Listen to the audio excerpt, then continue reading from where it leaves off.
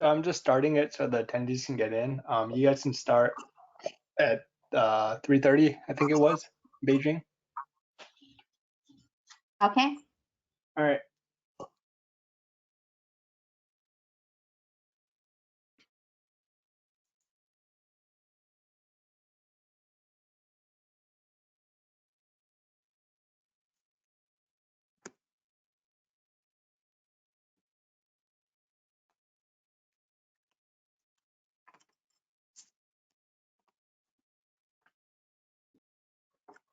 Ivy, your camera's off. Oh, my camera's off? Yeah. There you go. It's off again. Can you see me now? No, it's off again. It's off again. Yeah. What the fuck? It's on now. Yeah. Yeah, I fixed myself.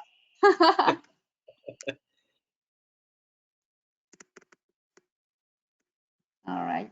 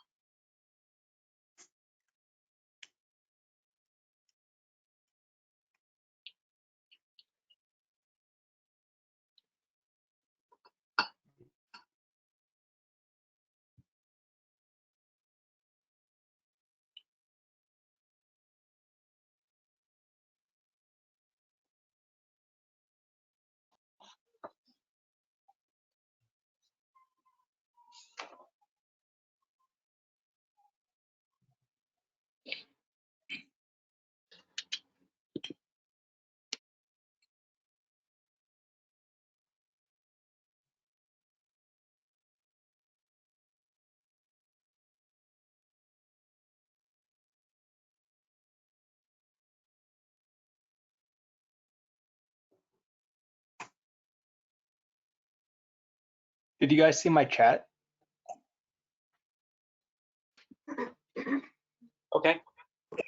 Now Okay. that you said it, yes. All right, then I'm gonna leave you guys to it then. Okay, thank you. All right. Don't go too far.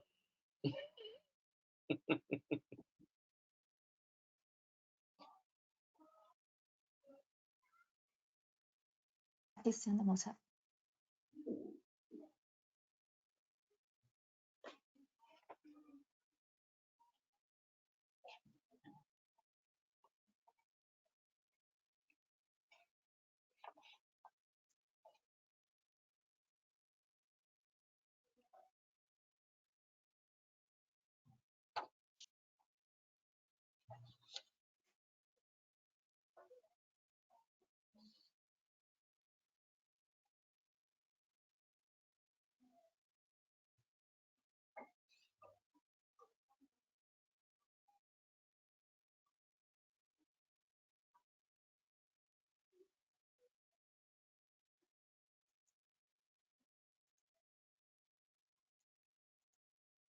Is this the time?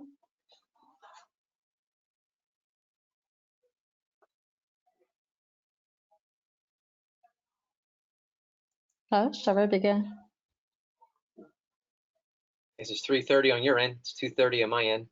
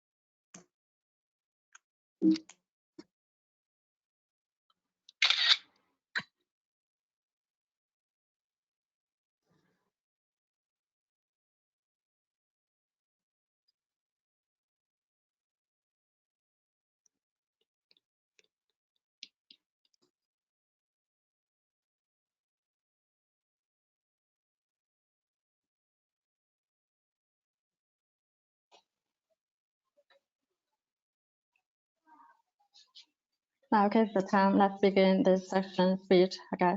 So the first expert to give speech is Ivy, who is a business management expert, CEO of Dada Consulting and Education, and Subdirector of Human Resources Capacity Development Association of Guangdong Human Resources Association. She once worked as a human resources executive in famous Fortune Global 500 company, and later joined a private brand group, serving as the vice president of the group, CEO of the group college, and the president of Children's School Foundation. Ivy is also a lecturer in the EMBA program at the University of Minnesota and the EMBA and MBA program at the University. Now, okay, let's welcome Ivy to give the speech. Okay, thank you. Okay. Thank you. Thank you for the introduction by Fu Ying. Hello, everyone. Welcome to this sharing section. It's very nice to be here to share about my points of views about how to build innovative culture in a structural way. This is a very interesting topic because usually when we talk about building innovative culture, people have a lots of creative and innovative ideas, but here comes a word about structured. It seems these two words are conflict, and how to build it in a structural way and how to make it more effective is what I want to bring to the audience today here. Okay, so as Fu Ying does introduce, I just here I use a couple of seconds quickly introduce myself. You can call me Ivy. All right, so I am one of the founding members of a China AODN network also. So so glad to be here to have the chance to share about the topics here with all the participants in today's summit.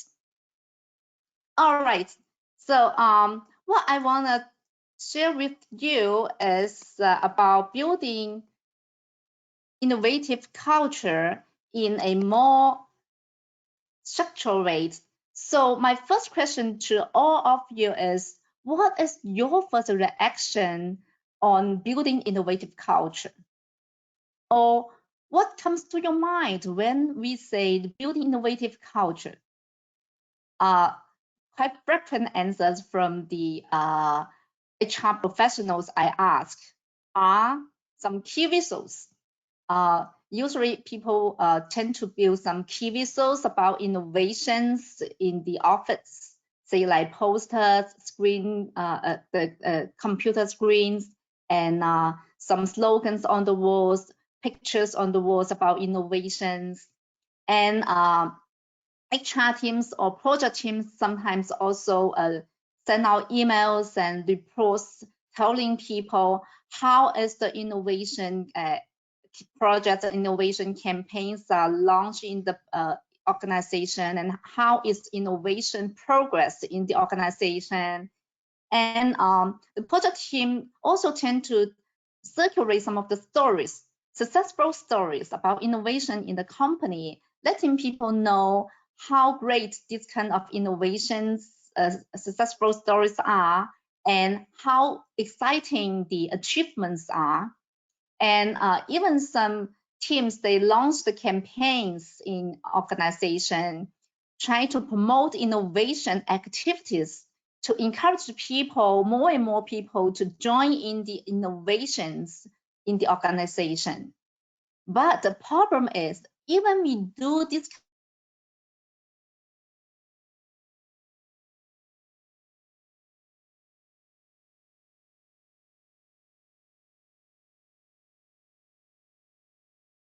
kind of things, the result is innovation don't have a expected result. The problem is here. Let's see. This is the way how culture works. What we just mentioned is all about the presenting ways. It's just only the approach we get in communication with the employees, including events, promotions, campaigns, and innovation results. Those kind of things just going around the surface. It seems we miss something. We miss some critical elements which impact the culture crucially. What are they? Here is the three-step models I would like to bring to all of you guys today. It's about the culture building structural way. In the core is leadership. We cannot imagine if we don't have innovative leaders and we're talking about launching innovative culture in the organization. No matter what kind of how fancy the presenting ways we do, if the leader is not in the same thinking way with you, if the leader is in still old-fashioned way, they don't like to step out of the comfortable zone. Those kind of innovative approach won't happen finally in the organization. In the very beginning of this year, we did a research. We asked more than 100 HR professionals about how did you or how will you build innovative culture in your organization. The very frequent answers are what we just mentioned on the last slides, including campaigns, events, and communications, promotion tools. But there is very few answer about building innovative leadership in the organization, and even seldom answer relating to the organization operating model. So today, let's look at this way, how to build innovative culture from a more OD perspective. Leadership is the core. In China, there is a famous old saying that, which somehow I agree with, is corporate culture, to some extent, is about leadership's culture.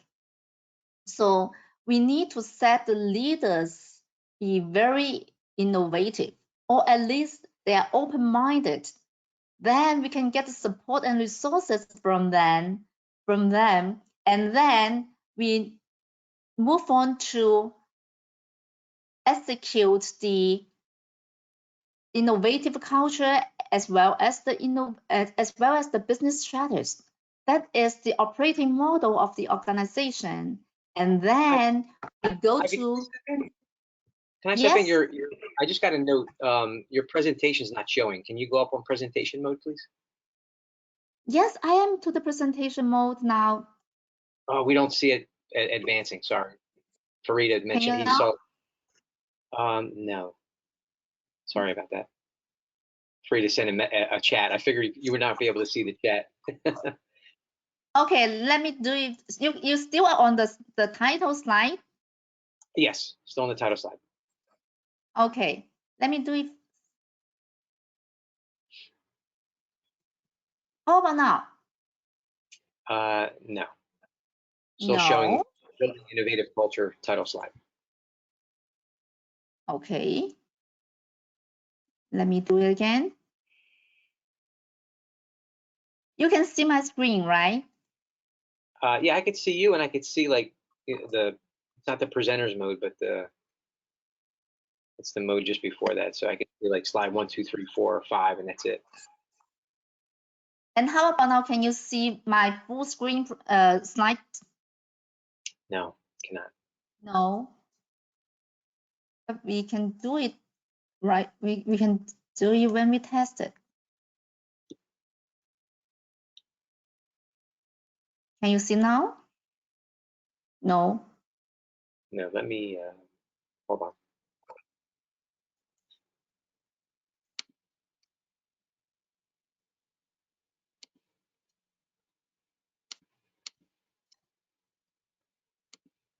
Try it again.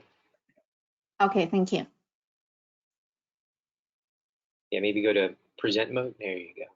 I think that might work now. There Can you see go. it? Yeah, Okay. so there you go. And can you see There changing you go. changing the page? You can, right? All right. Yes. Okay, great. Great. Okay. So let's move on. Okay, so this is the model I would like to share with you. This is how we try to build innovative culture in a more structured way from an OD perspective. It's starting from leadership, then to the organization structure. That is what we call the organization's operating model. Then finally, we go to the surface. The surface, that is what the events, communications, promotions we just mentioned at the very beginning. Then we can fix everything in the logic. So, okay, but before we go to the 3 steps, this is the step 0. Before we go to talking about how to build innovative culture, the first question I would like to ask is where innovation is positioned in your company. Does innovation really matter in your business strategies? Culture always go hand in hand with business strategies. If innovation is not in your business strategy, how can we get enough support and resources from business leaders? There's no way to successfully build an innovative culture if in that way, right? So here, before we starting to plan how to build innovative culture, what we need to do is to confirm the positioning of innovation in business strategy. We can go either way. First, probably we can go back to CEO and Chief Strategy Officer, have some thoughtful analysis and serious discussion to see where is innovation in the business strategy. If it really matters in the business strategy, then we can put innovation in a very critical role in the organization, and then we can say we can start to build innovative culture. On the other hand, maybe after thoughtful analysis, your decision is that no, this is not the right timing, or this is not the good stage for the company now put innovation in your business strategy. Then, okay, put your plan to build innovative culture aside, at least not at this stage, right? So always keep in mind that culture should be aligned with the business strategy. Okay, so only you can ensure innovation is important for business. Then we started to build innovative culture. So this is why I called this step is step 0. Please be clear how important innovation is. After that, you need to go get alignment with the top management. You need to have a meeting or have a workshop with them to get everybody on the same page. Innovation is crucial for us to go into to launch and to build in the coming stage of the business. Then is why we have to build innovative culture in the coming. So this is what we need to do before starting the step 1, 2, 3. After setting the tone of importance of innovation, then we go to the 3 step of building innovative culture. The core is leadership. So leadership should go first. Because as I just mentioned, we cannot imagine a leader who is in very old-fashioned way of thinking, or who is very close the eyesight, refuse to step out of the comfortable zone, can support innovation, right? So we need to build innovation leadership first. And for innovative leaders, they should firstly embrace change. Innovative leaders like to step out of the comfortable zone. They like to think out of the box, embrace change and new things and challenging in the organization so that they can grow together with the organization. They can grow together with the team. And innovative leaders are always curious about new technology, curious about new things, and always be curious about young generation. So this is what about innovative leaders? And innovative leaders, when they're working together with the team, they are always open to be convinced. Open to be convinced means they don't feel a kind of tone in the organization. There is a right answer or there is a default answer. There is no this kind of perception in the organization. Even leader is in a leader's position, they still can be convinced by different kind of opinions, by different kind of challenges. And they always encourage the team members debate. They encourage the members debate with the leaders themselves. They encourage debates among the teams, among the team members, because they truly believe debates can have new ideas. They can bring new ideas into the team. They believe debates can bring different kind of points of views from to the team. So these are what the innovative leaders way working together with teams. And last but not least, innovative leaders, they truly believe they can only be success. They can only get success by enabling others. They know they're not the greatest one in the team. They're not the most powerful one in the team. They know the team only can succeed by working together. And so they try their best to provide resources, to provide support, and to provide guidelines to the team members, try to enable them to working together and try to enable the team members to succeed to achieve the team goal. So this is what we need to build among the leadership. So only build innovative leadership as the core in the culture, then we can move on to the middle of the circle. That is about how the organization operates. The organization's operating model actually is about the organization structure. We have different kinds of organization structure nowadays. On the left-hand side, this is the very traditional one, the pyramid. The pyramid one is the most hierarchical one, and of course, this is also the one we are familiar with most.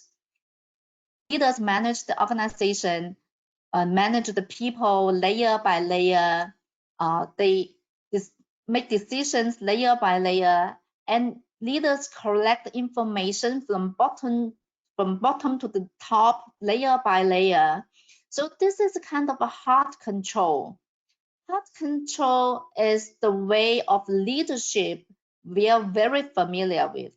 But on the other side, we see some of the concerns of this kinds of pyramid organization because they usually lack response. The response is very late, especially when information are collected from bottom to the top layer by layer, probably going through more than 5 or sometimes 10 layers. So the whole organization is in a stubborn way making decisions. They are far away from market, far away from the clients. And to those employees who are working in front of the market, who are quite close with the clients, they don't have space to make decisions. They even don't allow to think about how to change a lot. So in this kind of organization, the operating model is stubborn and hierarchical way.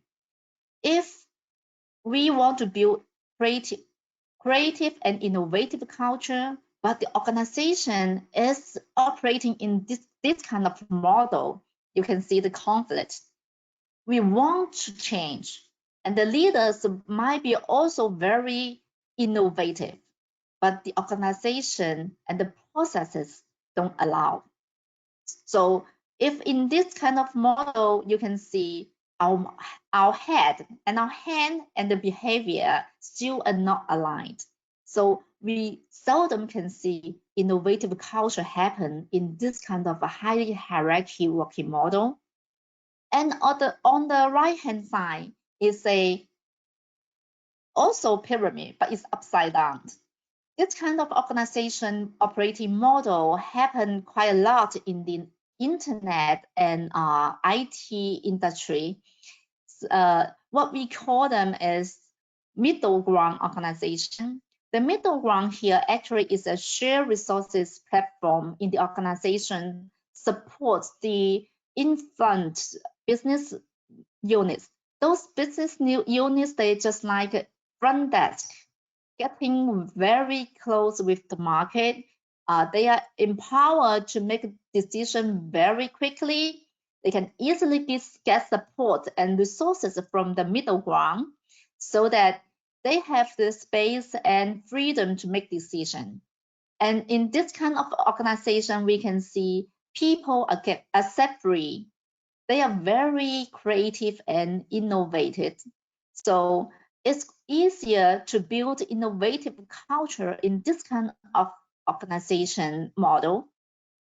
And in the bottom of this slide is the platform organization. Actually, this kind of platform organization is moving from the upside down pyramid. In platform organization, the internal middle ground become to a more open platform. It's also a shared resources platform, but it supports and enables not only the small business units in the organization, but also include the other outside key stakeholders organization, including their suppliers, their cooperation institutions, or even some clients. All the internal and external stakeholders operating on the platform, they can easily get support and resources from the platform, and they can run their business in their own ways. They can have their own business strategies. So this is a more open and more loosening operating way. And we also call it as organic organization model. The reason we call it organic is because they are set free. They can have their own decision-making space, and they can also learning from their failures. They can fix and they can change, they can grow up in their own way, but they won't go out to the space. They are not outliner. They're still on the platform because the platform is the very important cornerstone providing the necessary resources and support to them. So this is like a ecosystem working together. This is what we see the most effective way to build innovative culture. Say Alibaba is one of the successful company who launched now using platform organization, and we can see the whole organization's innovative culture is very obvious. All right, so going through the core building innovative leadership, and then we also bring in the right operating model, a losing organization model to support the leadership, and then now we go to the surface is about presenting ways, how to present the culture to our employees to the key stakeholders. Okay, there are lots of ways we can do. We can adapt to creative presenting ways. Innovation culture can be seen, can be heard, and can be touched through the ways, say, slogans and posters, which we are very familiar with, right? We can design very colorful and fancy slogans and posters. We put them on the wall. We put it in the office everywhere. Employees can see, so that they know we are encouraged to be innovative. And we can also develop behaviors guidelines to employees, so that they know how to going through step by step, how to change their behaviors and their way of thinking to be more innovative. Say we encourage people, say, ask the question why not instead of why. We encourage people, say, and instead of but. We encourage people join to different kinds of debates and team discussion instead of making decisions by themselves. This kind of guidelines can leading people going be more and more innovative. And we can also launch a kind of innovation events, say like innovation contests. We can launch this kind of contest to encourage people to join and compete with each other, and then we set some awards to recognize those who are very innovative and bring business achievements. And we can also share the successful innovation stories, circulate the stories in the organization, let people learn from each other, let people know how great the innovation the other people, other teams, they achieve. And human resources teams can also provide support and trainings to employees to provide them with innovation thinking processes, innovation tools to enable them be more and more innovative and creative. These kind of things are all the presenting ways we can do. We can also invite the employees join together and to express their way, their thinking about how to be creative and what they expect we communicate with them in what kind of ways. And here I also would like to end my sharing by this slide. It's about how innovation comes from. How innovation comes from? It comes from freedom of thinking, what we just mentioned above, starting from innovative open leadership and open operating business organization structure are all the ways we set people free. We encourage people think and express the ideas freely. And innovation also comes from dopamine. Why dopamine? Because dopamine in our head can stimulate inspiration.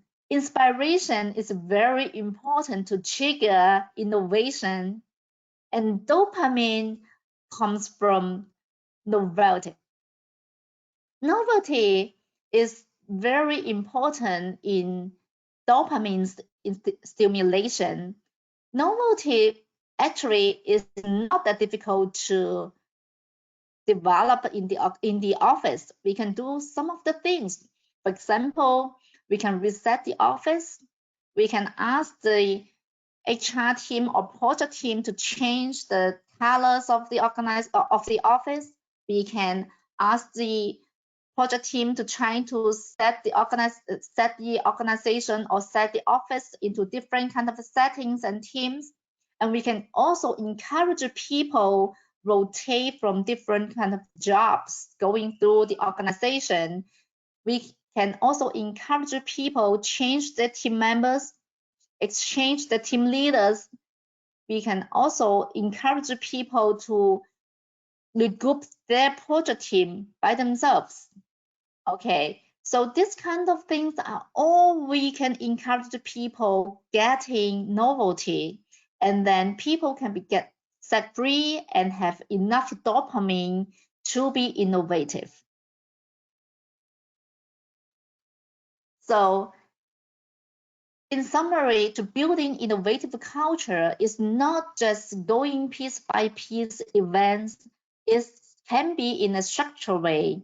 Starting from step 1, we build innovative leadership in the organization, and then we going through and review the organization structure to see if it is organic organization, to see if the decision-making processes is the one losing enough, which can enable people express their ideas, express different kind of points of views, and then we go to the surface.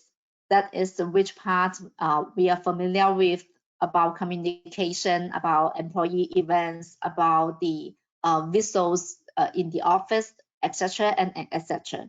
So this is what I would like to share with you about how to build innovative culture in a more OD way, in a more structural way. So this is about the topic I would like to share with you. Thank you for your time. And now I would like to leave about 10 minutes to the team to see if you have any questions. You can type your questions or comments in the chat box. I will answer your question.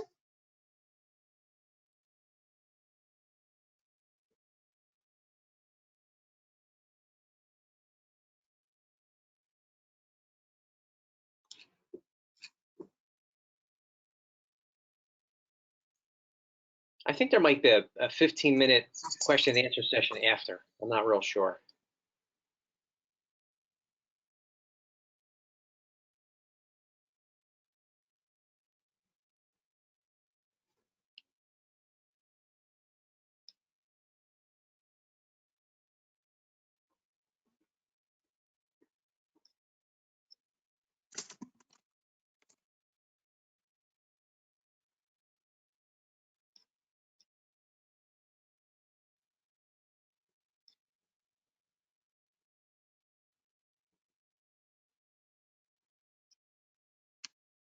And you can type your questions in the chat box.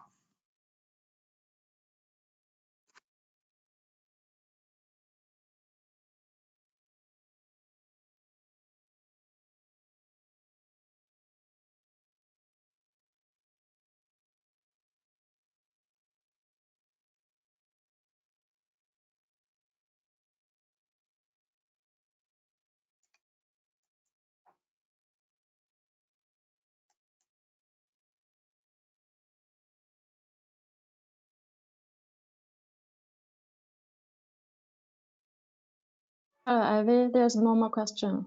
No question.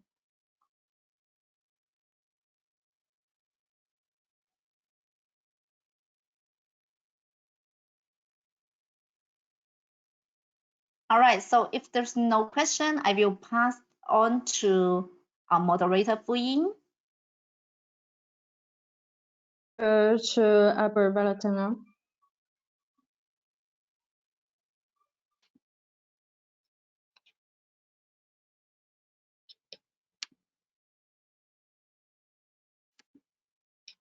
Okay.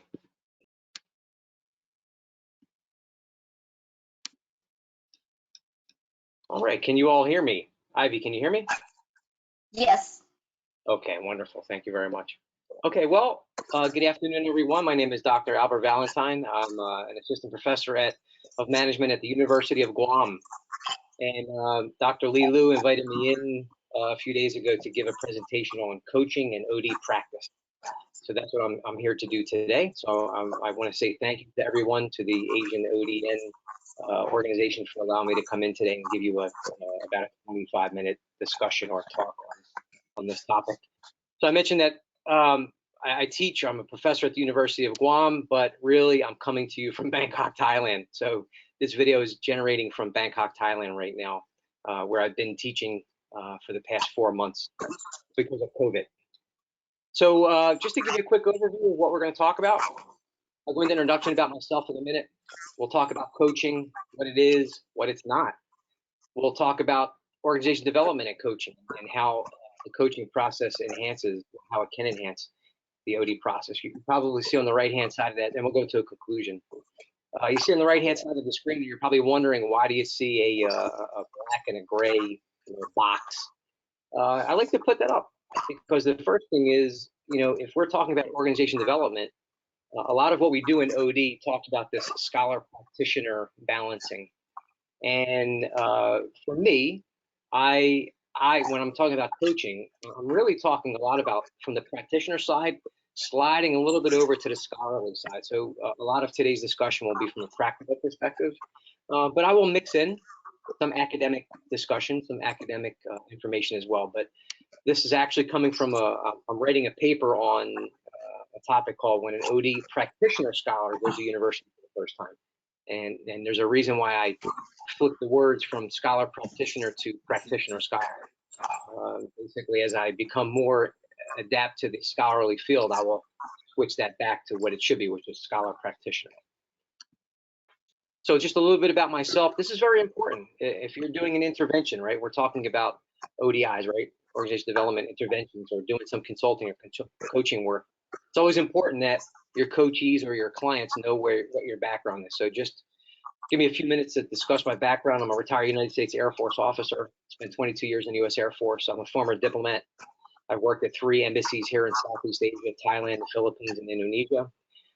When I retired from government service, I went into business, international business. So I've been running a business for 14 years.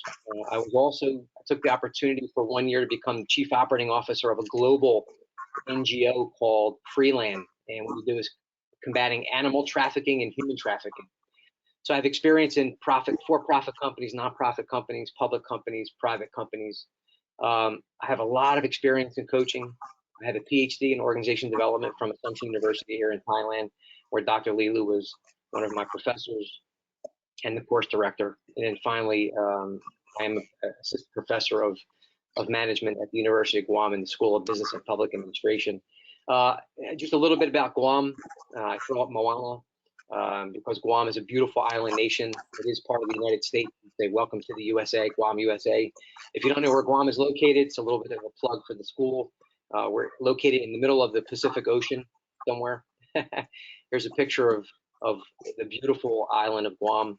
But this is where I'm at now. So Lost in Thailand. They say this is the highest grossing film in China's history. I don't know about that, but evidently it was a major hit and was filmed here in Bangkok. So here's me in uniform, going through some historical pictures. Me as a project manager working for Honeywell International. I'm building an area in Singapore and Malaysia, consulting to the Cambodian National Counterterrorism Committee. Here's me conducting a coaching session on an oil rig in the middle of the Gulf of Thailand. It's a drilling rig for Chevron. Me as a coach at an aircraft maintenance company, providing information on how to coach and how to do operational excellence, and then giving a presentation in the classroom. I kind of see myself as for the older crowd, if you are. I know we have some older folks in the crowd, but this is a picture of Harrison Ford as Indiana Jones, and I kind of see myself as Indiana Jones, the guy that's out in the field but also goes in the classroom. So scholar practitioner is what I like to say. So 3 takeaways of coaching. First and foremost, please understand that you cannot coach someone who does not want to be coached. It's impossible. So we'll start off with the slide, and I'll probably end with the slide. You can't coach someone who doesn't want to be coached. The coaching process is all about the coachee. It's not about us, the coach. It's about the coachee and having them come to what we call breakthroughs. And outcomes of coaching are based on asking the right questions. So to be a good coach, you have to formulate and ask the right questions. And I put that in quotations because what is the right question? Coaching, mentoring, and consulting, they kind of work together. I guess maybe the sweet spot would be there in the middle. So I'll cover a little bit of mentoring and for sure get into coaching. So consultants, here's a good cartoon. Here's a question. Are we all consultants here? Does anyone actually work? And it's a good question because consultants, sometimes we think that they don't work. What is consulting? What do consultants do? What the heck does a consultant do? Here's a picture. We say consultants tell you what time it is with your watch. And what that basically means is in companies or organizations, when they bring consultants in, you already know the answer. The answer is embedded somewhere in the organization. The problem is the organization is clouded. For some reason, the previous presentation by Ivy talked about culture. Maybe the culture is not very good, and it causes a problem, inhibition in how to think and organize itself. But consultants come in and they basically tell you what to do. That's what a consultant does. Mentoring, on the other hand, what mentoring does is mentoring, it helps the process. It basically helps people be faster at what they do. Okay, so coaching and mentoring are usually sometimes interchangeable, but for me as a strict coaching perspective, there's a difference between the two. Sometimes they could be synonymous, but there are also differences in what they do in coaching and mentoring. So a mentor, the basic thing of a mentor is it speeds the process up. Why? Because these people, mentors, have the wisdom, they have the experience, they have the knowledge, they've been there and done that, and it's easy for them to give the answer. They can tell you in advance, don't do this because I've done that before and it doesn't work. And what they do is they facilitate action, and hopefully that action helps us move in a very fast and positive way. So consulting, mentoring, and coaching. I love this this continuum. This is how I developed the other continuum before with the scholar practitioner. And basically going from left to right, you look at consulting. Consulting is all about the person talking, the consultant. It's very directive, really no input from the facilitator, from the actual client. Mentoring, there's a little bit of sharing back and forth. But coaching, on the other hand, it's all about asking questions. It's very non-directive, and it's very coachy-centric. So that's the focus of what coaching is.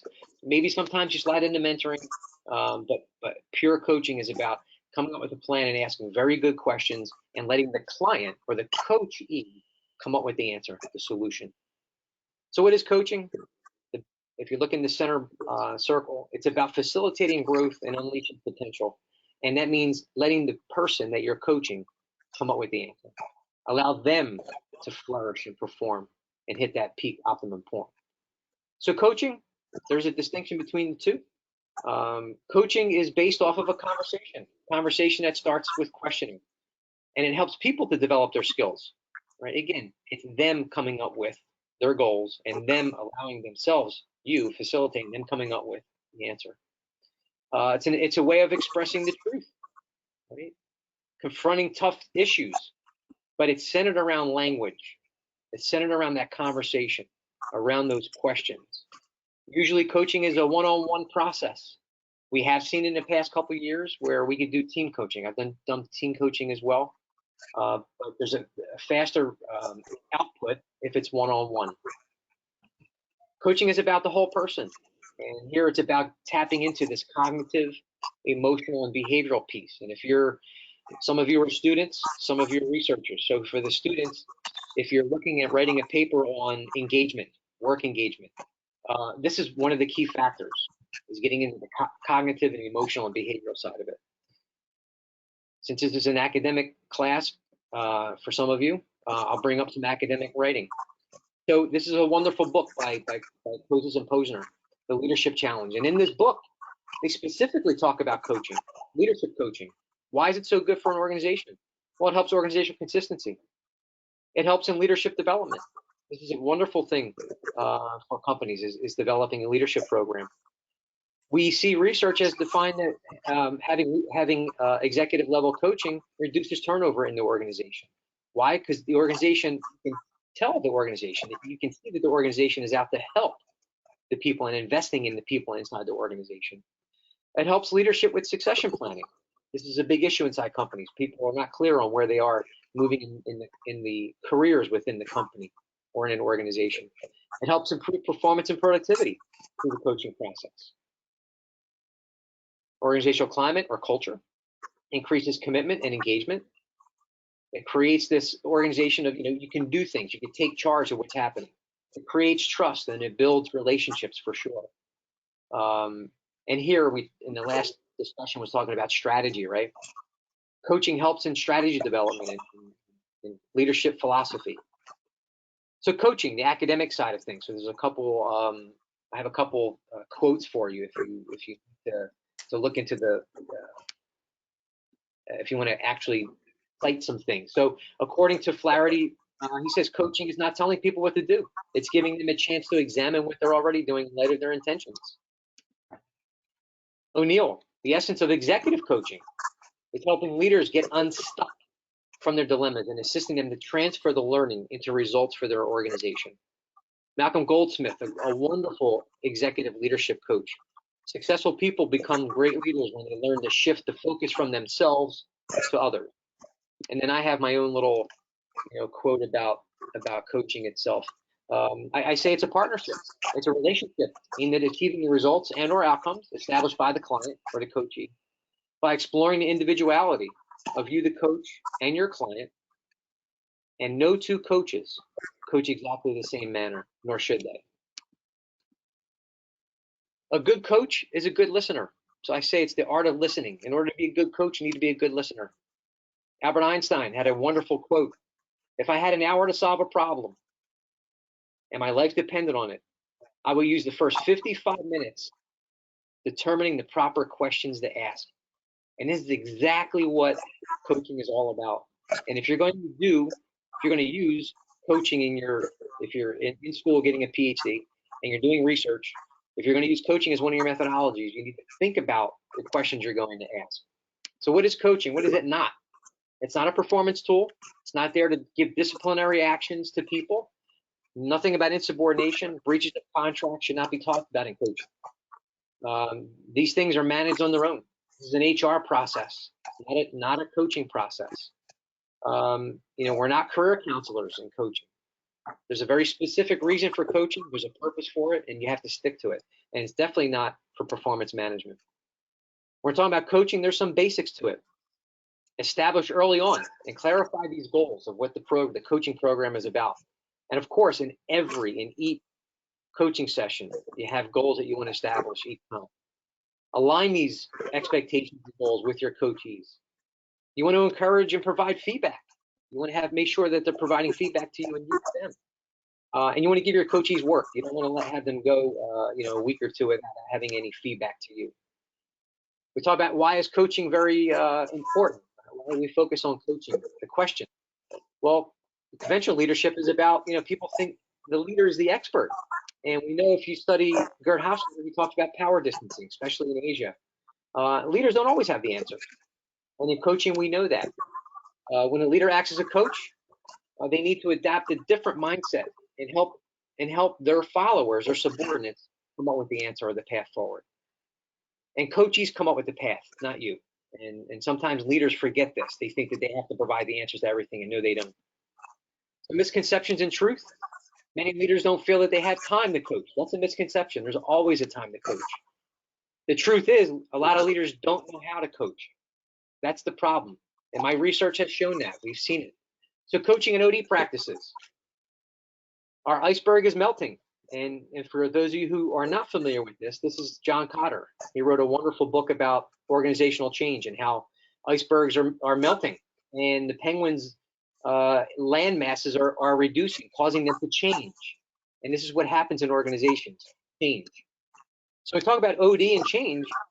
You can't go anywhere without talking about Cummings and Worley. And here you can see the citation. They provide us with information on effective interventions.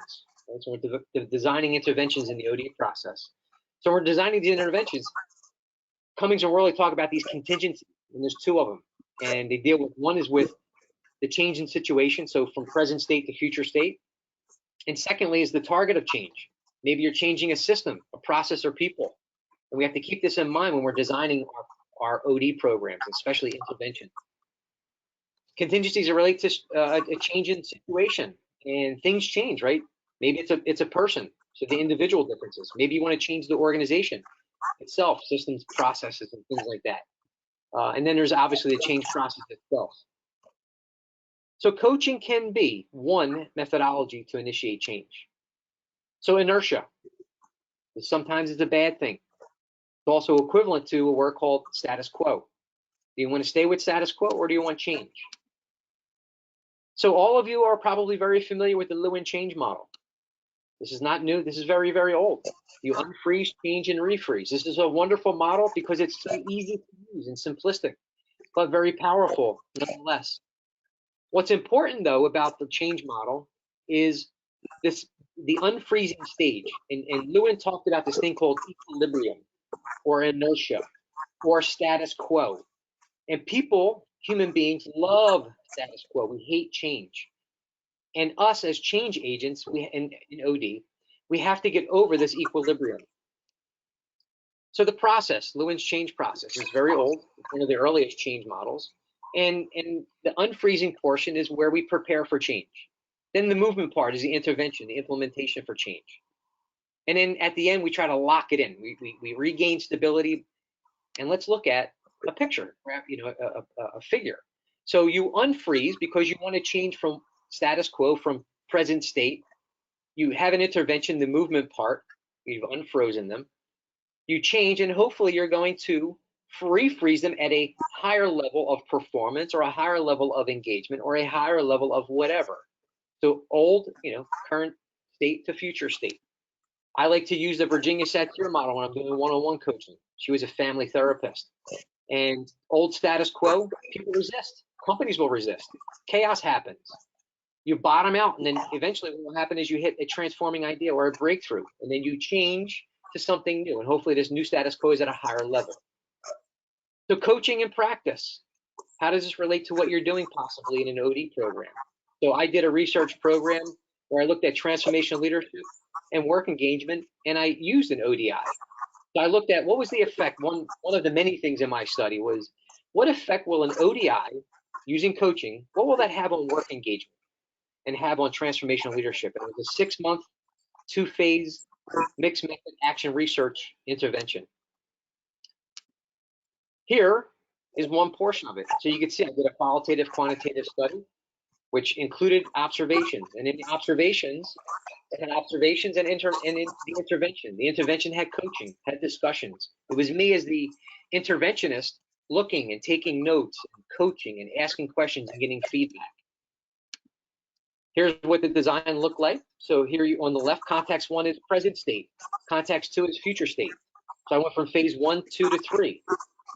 And you'll see in the middle is where the intervention happened, where I was using coaching and mentoring and training. If you want another pictorial representation of it, you can see the 2 action research cycles, 1 and 2, looping through. So you plan, act, observe, and reflect. I had a pre-information gathering stage. When I started the intervention, I went into an initial workshop. I laid the ground rules of what we were doing inside the intervention, the coaching and training and things like that. After 3 months, I held a mid-program update. I basically brought everybody back into a room, had a bunch of feedback, discussed with them, and then retooled the ODI, and then went into phase 2, into the second cycle. So phase 1 was the pre-ODI, gathering information, setting the baseline, doing the intervention in phase 2, and then followed up with phase 3, and I did all of the post-information gathering and all the collation of information after the intervention itself. And again, here you could see the different plan, deck, shoot, act circles, and basically this is the phases of the change. So from 1 to 2. Here's what it looked like: interviews, focus groups, 2 surveys, pre and post, and then the 6-month intervention. Again, the intervention was focused on coaching. In coaching, we want to have our coachees provide us homework or feedback. So I had designed coaching journals where every week they would have to turn in journals, and there was very specific questions based off of my research questions and my hypotheses, and they were focused on the intent of the study, which was transformational leadership and work engagement. What's the relationship between these two? Does transformational leadership and work engagement, is there a correlation between the two? And if I did an ODI, if I did this intervention, did the intervention work? Meaning, was there anything that changed over the 6 months? Again, here's the, a kind of a sample of the actual journal itself. So you can see there was leadership actions with coding, and then the second piece of it inside the same, there was only 1 page. You don't want to give too much information to overwhelm the coachees. And then, so leadership, and then there was the work engagement actions. So observations from this study that I did, some excerpts that I took from it, my observations, and especially the copious amounts of information and data afterwards, qualitative information that I had to basically siphon through and sift through.